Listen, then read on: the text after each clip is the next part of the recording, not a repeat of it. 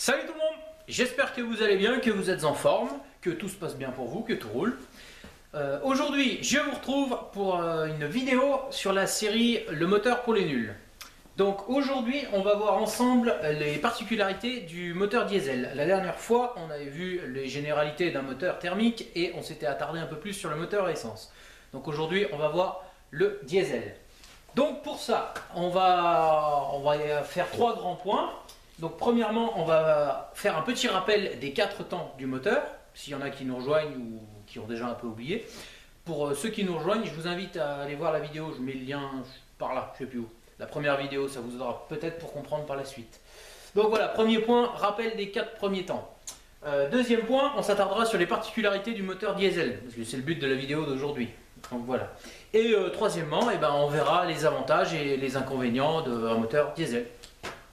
Voilà. C'est parti. Donc, pour le rappel des 4 principaux temps, je vous propose qu'on fasse ensemble un petit schéma, comme ça nous permettra de revoir un peu les pièces en même temps, les pièces en présence. On a notre cylindre ici, avec le carter en bas, le cylindre fermé là, notre piston ici, hop, la bielle, jusque là. Et là, notre vilebrequin. Vilebrequin qui, je le rappelle, sert à transformer le mouvement linéaire en mouvement rotatif.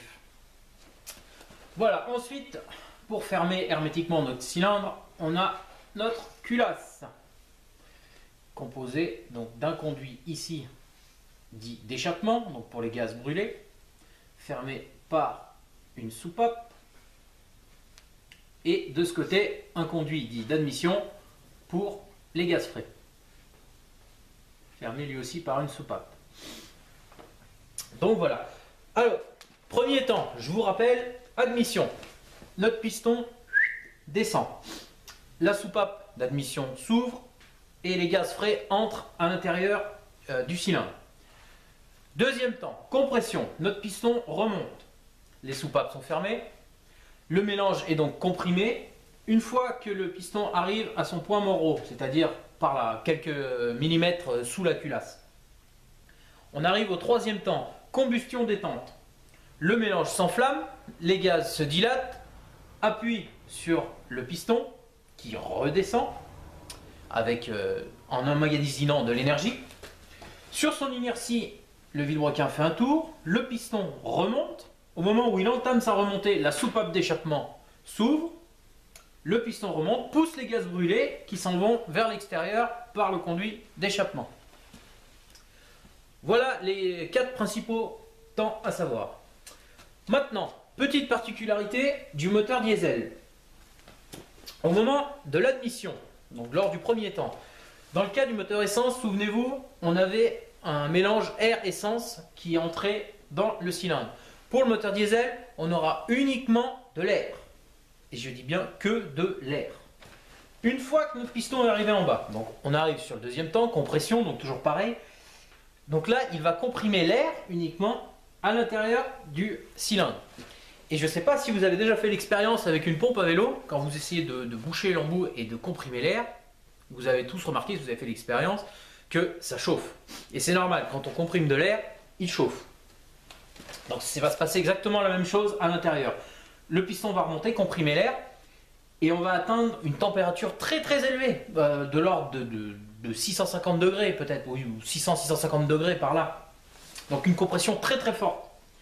Donc une atmosphère très très chaude, et à ce moment-là, va entrer un nouvel élément qu'on n'a pas encore vu, qui se situe juste ici dans la culasse, hop, tac, qu'on appelle l'injecteur. Alors ça, vous en avez peut-être entendu parler, ça arrive que ça grille, ça coûte un bras. Donc lui, son rôle, ça va être de vaporiser le gasoil dans la chambre de combustion.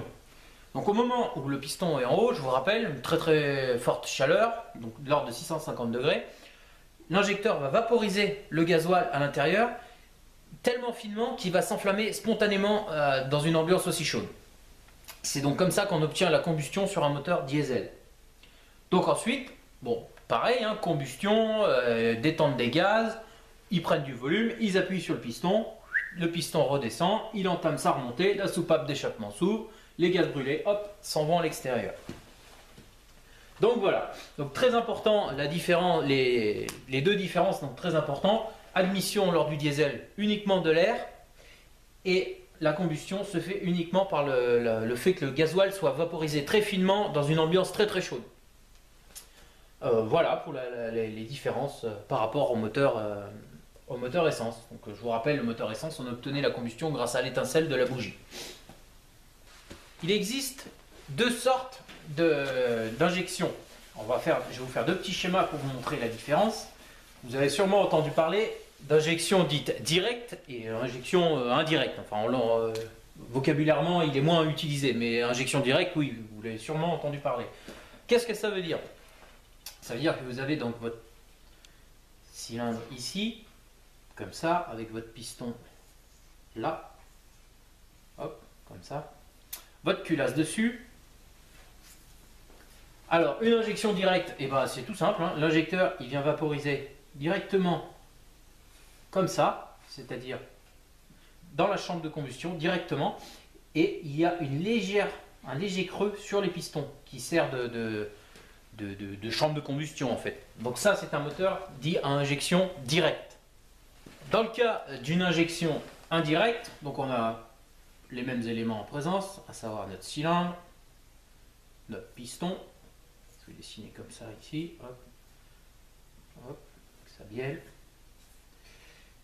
Notre culasse, et en fait à ce niveau là il y a ce qu'on appelle une chambre de précombustion qui est dans la culasse, et l'injecteur ne va pas injecter directement dans le cylindre mais dans cette petite chambre ici. L'injecteur est placé comme ça, là, voilà, et ça c'est ce qu'on appelle une injection indirecte.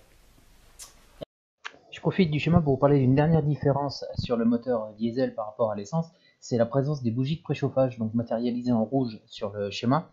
En fait, elles servent à réchauffer l'atmosphère à l'intérieur du piston ou de la chambre auxiliaire afin de faciliter le démarrage du moteur à froid. Parce que quand il n'a jamais tourné, forcément, toutes les pièces sont froides, donc l'ambiance est froide. Ça sert donc à faciliter son démarrage. Et en fait, pour les propriétaires de moteurs diesel, vous connaissez sûrement le petit témoin de chauffe, enfin dit de chauffe, qui s'allume lorsque vous mettez le contact et qu'il est préconisé d'éteindre, enfin d'attendre qu'il s'éteigne pour lancer le moteur. Et en fait, ce petit témoin de chauffe, il correspond donc aux bougies de préchauffage. Pendant ce laps de temps, les électrodes vont devenir toutes rouges, réchauffer l'ambiance à l'intérieur de la chambre auxiliaire ou du cylindre pour faciliter son démarrage. Voilà, c'était la dernière petite différence. Voilà les amis, donc pour conclure sur cette vidéo du moteur diesel, on va faire un petit retour sur ses avantages et ses inconvénients. Donc pour ses avantages, le premier c'est qu'il a un meilleur rendement, c'est-à-dire qu'il va transformer plus de chaleur en énergie. Ensuite, il a plus de couple, et ça je pense que vous en avez tous rendu compte si vous avez eu l'occasion d'essayer des voitures diesel essence. Vous avez pu remarquer qu'il est plus facile de démarrer avec un moteur diesel qu'avec un moteur essence. Et bien ça c'est grâce au couple, c'est-à-dire qu'il a plus de force à bas régime qu'un moteur essence. Voilà. Ensuite, il est moins polluant, en théorie, parce que bon, c'est vrai qu'au jour d'aujourd'hui, ils nous font tellement de filtres à particules et tout, qu'on a des moteurs qui sont vraiment nickel. Après, il est moins cher au kilomètre, parce que déjà, il consomme moins, et deuxièmement, le gasoil est moins cher, donc forcément, coût de revient au kilomètre moins élevé. Et sur le marché de l'occasion, dernier avantage, bien sûr, il a une meilleure plus-value. Alors ça, pour combien de temps encore, je ne sais pas, parce que c'est vrai que quand on voit la différence de tarif du gasoil et de l'essence au jour d'aujourd'hui, faites-vous votre idée, moi je peux rien vous dire là-dessus. Ensuite, en inconvénient, eh ben, le principal c'est qu'il est beaucoup plus cher. Et pourquoi il est plus cher? Alors, ça nous amène à un deuxième inconvénient, c'est qu'il est élevé, le poids est beaucoup plus élevé. Pourquoi? Eh bien tout simplement, comme on vient de le voir, on a une compression très très forte à l'intérieur des cylindres pour pouvoir chauffer l'air en le comprimant bien. Donc ce qui nous amène à avoir des pièces plus solides. Donc qui dit plus solide, dit plus de matière, des pièces plus grosses, donc plus lourdes, donc plus cher. Voilà. Il est également plus bruyant. Et ça, je pense que vous en avez tous rendu compte aussi, même on n'a pas besoin d'avoir l'oreille musicale pour se rendre compte qu'un moteur essence fait moins de bruit qu'un moteur diesel. Mais ça reste de moins en moins vrai. Là aussi, la technologie fait que les moteurs sont de plus en plus silencieux. Et dernier point négatif, eh ben, je vais tire, enfin pour moi je pense c'est sur l'entretien. Parce que l'entretien de moteur diesel est quand même beaucoup plus cher, je trouve, qu'un moteur essence. Voilà ce que je peux en dire, ses avantages et ses inconvénients.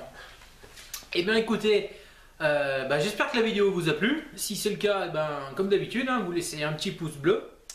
Et puis écoutez, moi je vous dis à très bientôt pour une nouvelle vidéo. Je ne sais pas ce qu'on verra la prochaine fois, mais vous inquiétez pas, on verra quelque chose. Allez, ciao!